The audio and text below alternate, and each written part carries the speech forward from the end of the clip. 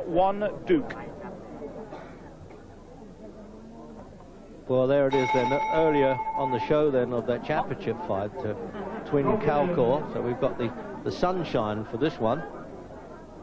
And Duke, well, I know nothing about him at all. I just wish him the best of luck fighting Galaxy, I tell you. They really are a couple of snappers, and I suppose the Crocodile Farm's a good place to let them go to work. He's dying to get a return with the Korean Sun Kill Moon. He's a good fighter who's beat John Hyland in the Olympics. He's dying to get a return for him. He took the championship away, but that was a badly cut job, a technical decision in the 5th round. So it does leave it open a bit. And he's also really trying to get Charlie Atkinson, who works a lot with these Thailand boxers, to bring him over to Britain to fight to maybe Billy Hardy or Ronnie Carroll, Donny Hood from Scotland. But we'll see.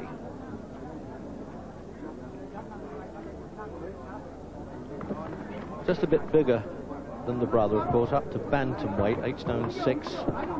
But non-titleists, they both came in at 8 stone 8.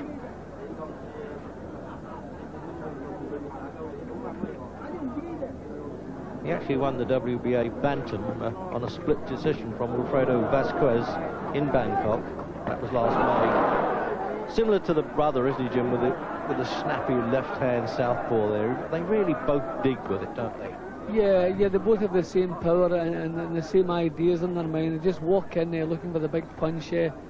Duke looks a little bit vulnerable the way he's holding his left hand very low, which is dangerous against a southpaw at the best of times. But against such a powerful southpaw, could end up suicidal.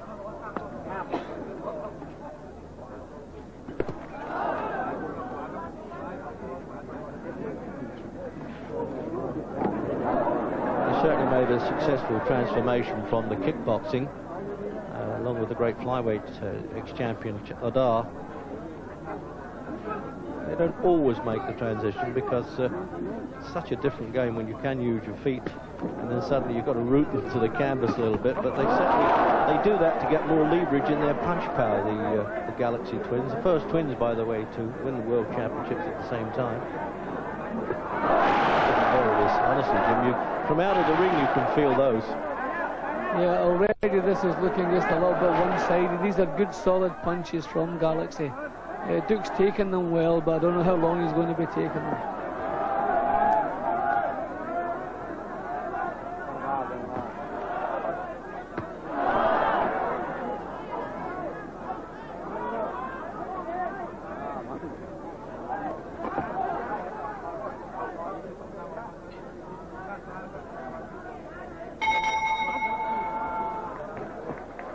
Face looking there as if to say, well, that wasn't much, was it? But wait till I get really warmed up. They've got a great temperament, these Galaxy twins. I mean, I really hate them for that. They're so relaxed about it all, as if to say, well, we've only got to hit somebody on the chin. It's better than working.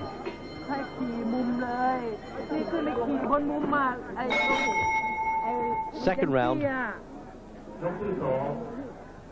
I say, they've got their son on their backs for this one.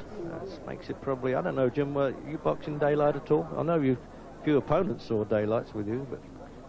Yeah, I boxed abroad a couple of times in daylight. I actually quite enjoyed boxing outside, nice breeze in between rounds.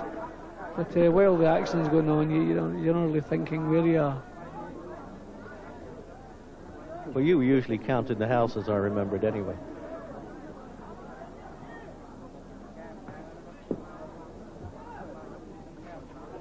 So I don't know whether Duke's got anything in store at all. He doesn't quite know what to make of Galaxy. He's tasted a few little punches on the chin there and a few to the body to go with it, and thinking, oh dear, I've got something here to beat. Oh, sized him up nicely for that one. And there's no standing count there. That looked like a punch more than a slip to me there, Jim. Yeah, a punch was thrown. It looked as though it landed on his arms. I don't know if it got through on target, but enough power in it to knock him over. But Duke, he doesn't seem to do anything at all well enough. A loose defence, not very good balance. He doesn't move around very well. If he has something to combat Galaxy, he hasn't shown it yet. I certainly haven't seen it.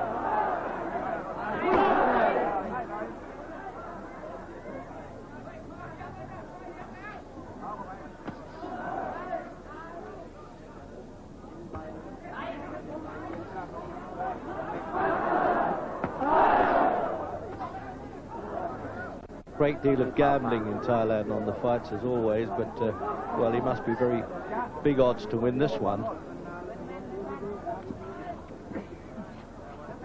I get the feeling he's just sizing the guy up all the time, as if when I want to unload the punches, I'll let you know when I'm ready. Look at the size of his body there, Jim. I know he's a chunky kid, but the width of those shoulders for a bantamweight. Yeah, both himself and his brother, like a couple of weightlifters or bodybuilders, tremendous physiques they have for 8 stone 3 and here 8 stone 8.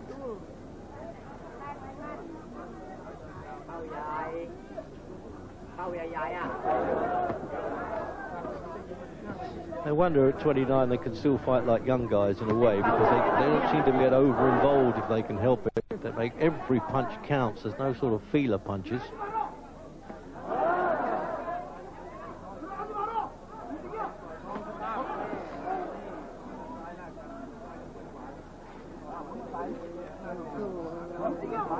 Duke doesn't seem to carry any power, Jim. I mean, that's all he needs. There's enough trouble. Yeah, as I say, he doesn't really do anything particularly well. The way he moves around, you can see the punches about to land. He's moving into punches. His defence is too loose. His hands are too low. Still, he's staying alive long enough. I think he's quite grateful for the referee getting him away there when the bell sounded as well. And there it is, the sun just setting there at the back as the light begins to drop. So we could have a contest that began in daylight and finishes in a blackout as far as Duke's concerned, I would have thought. Round 3 then.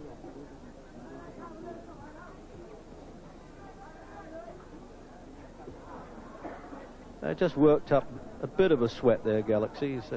Every punch, the punches to the body, Jim, are like a sort of small middleweight, the way he thumps them in. Yeah, well, he has that arrogance that big punchers do have. He knows Duke has nothing to trouble him with, so he just moves in. A good punch from Galaxy.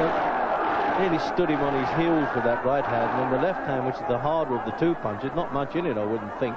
They all hurt. And in the third, he's got Duke on the run okay now, because he's just softened him up easily in the first 2. And as I thought, he might start opening up a bit there. He's even showing contempt now. Won't be long, I wouldn't have thought. The referee's got to get ready to dive in.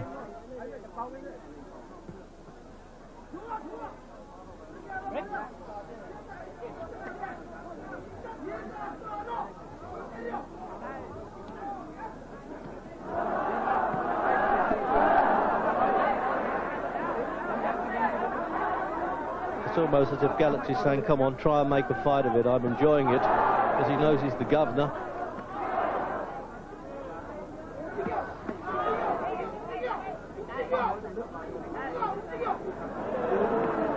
He plods a bit, Jim, if we had to be critical, but why bother when you can hit like that? He hasn't got much footwork. Yep, there's never any panic in any of his moves. It's as though he knows eventually he's going to knock the other man out, so he's not in too much of a hurry to do it. But a good solid puncher, a good pressure fighter, just stays there. But here they come now. Oh, that's it, the uppercuts. He started with the body, switched it up to the chin. And I tell you, I think they can count about 40 here, and this fellow's going to say, even if I beat the count, I'm sorry, I don't want to go on. And the second agrees with him as the referee stops the contest in the 3rd round. And a one-sided contest at that.